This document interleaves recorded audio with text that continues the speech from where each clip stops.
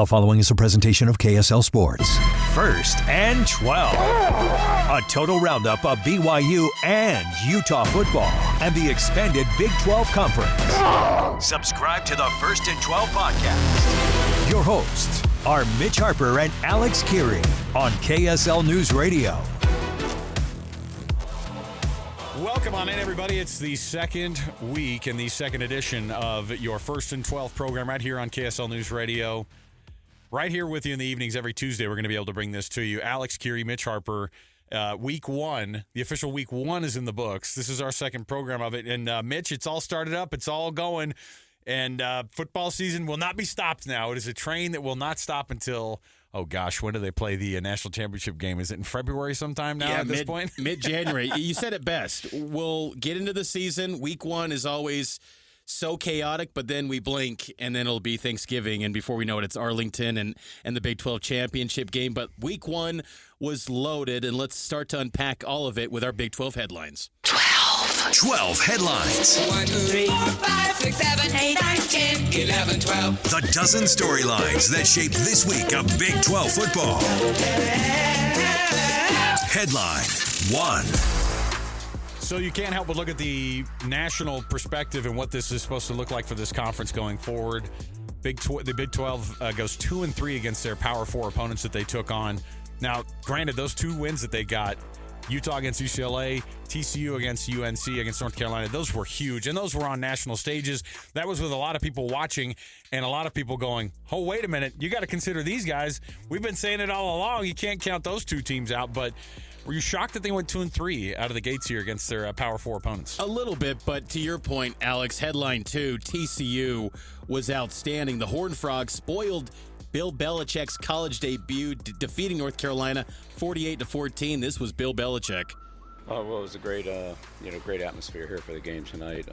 Fans had tremendous energy the whole walk, and we played competitively, but then just couldn't sustain it. So, obviously, we have a lot of work to do.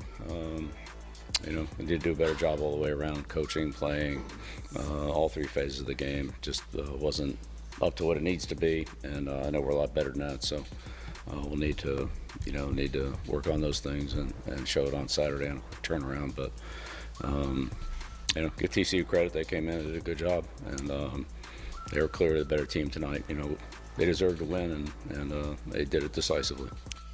34-point win for the Horned Frogs. That was awesome because Sonny Dykes and his guys were like, sure, you guys talk about UNC all you want. There were 9 Hall of Famers on board and everybody watching from the booth, and you saw all the coverage, and the storyline was, of course, Bill Belichick, but the real storyline is don't underestimate the Horned Frogs, a dark horse pick for at least me. I know we had this conversation about when we were having, who could win this Big 12, and my goodness, TCU showed that they absolutely can.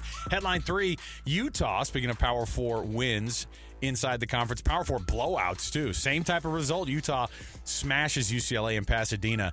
Devin Dampier, the Jason Buck offense, and this new era of a spread offense that was very balanced. When I say balanced, Kyle Whittingham balance is 2 runs per 1 pass, and that's exactly what they got, basically, and they were not able to be stopped at all. That offense is legit, and my goodness, the trenches, Utah's going to own some people this year. Yeah, 206 yards through the air, and the accuracy from Devin Dampier, 21 of 25, and they had drives, too, Alex, where 20 plays, I mean, they were eating up the clock.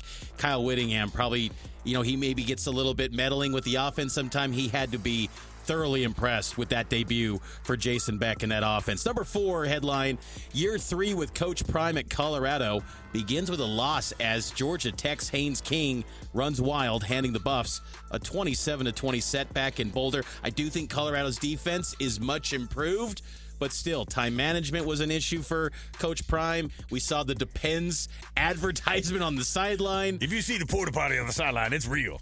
I was like, yes, it is, Coach. And frankly, I wish we could do that more in our lives. Just put a porta potty wherever I need it, whenever I need it. I thought it was compelling, though. Colorado's still going to be very interesting. I think they're going to be a better football team than we maybe thought with Shador and Travis Hunter gone. And Travis Hunter leaves, of course, but this is the better defense that we've seen from Colorado during their time that they've been, which is a good start. Who knows if things are going to get rolling offensively, but, obviously that's the hope. Sawyer Robertson throws for 419 yards. It was pretty clean in the game, but Auburn was the team to beat down in Waco. How about winning by 2 touchdowns on the Brazos? Because, man, I didn't count Auburn as being a team who was going to be legit as a contender this year, but Hugh Freeze proved us wrong in week 1. And that's not a good look right out of the gates for the Big 12 to get beat up at home for Baylor, a team that, again, we also thought was going to be a dark horse possibility winner. Baylor defensive lineman Jackie Marshall carted off the field in the first quarter with a high ankle sprain. That's something to monitor going forward. Headline 6, BYU true freshman Bear Bachmeier shines in his quarterback debut as the Cougs roll to a 69-0 win over Portland State. He's a centaur. He's got big legs. He's got big height. He's a centaur. Bear Bachmeier shined for the Cougs. Yeah, the pregame coach staring down what this guy's body looked like and going, oh, boy, I don't know what we're going to get with this guy. Yeah, massive win for BYU. It's a good place for a freshman to start because you knew it was going to be a safe space to try yourself out. 5 total touchdowns for the kid. How about Arizona State? 12 penalties, but Kenny Dillingham, it was a sloppy win, but, you know, anytime the Lumberjacks come into town, Northern Arizona is always, like, they're competitive. Isn't it weird? They're always competitive. They're like a Montana. I mean, not always, but, you know, they come in and they're always, they got those wide eyes, and they've got some stuff to fix. You don't want to give up 20 points to an FCS opponent, but there you go. I think they'll probably right the ship and figure some things out. They'll be fine. Headline 8, Brendan Sorsby throws a late interception as Cincinnati falls 20-17 with Taylor Swift and Travis Kelce on hand to watch. Nebraska wins that game in Kansas City. It was a home game for the Big 12 in Cincinnati, but it was practically a road game. That wasn't the greatest look for Cincy, and Scott Satterfield's team comes up short in the end. Yeah, and you know what? It's really bad because I think Nebraska's not that great. I mean, the reality is you watch them play and you go, oh, Cincinnati, I thought played pretty darn well. But I don't think those were 2 very good teams, and Nebraska not being good still is a little bit of a shock to me. Headline number 9, Brent Brennan gets started off quick with Arizona this year. They blow out Hawaii 40-6. Is the offense down in Tucson back? I think so. I think that, Noah Fafita, there's more of a ground attack. It's not just focused on Tetaroa McMillan, and maybe that – you hate to say this, but it feels like there's more balance than just focusing solely on T-Mac. Headline 10, Kansas and Iowa State both roll past FCS opponents, each improving to 2-0 on the season. Big 12 is now 63-0 against FCS teams since 2019. But headline 11, Kansas State nearly ended that as they barely escaped an upset bid from North Dakota.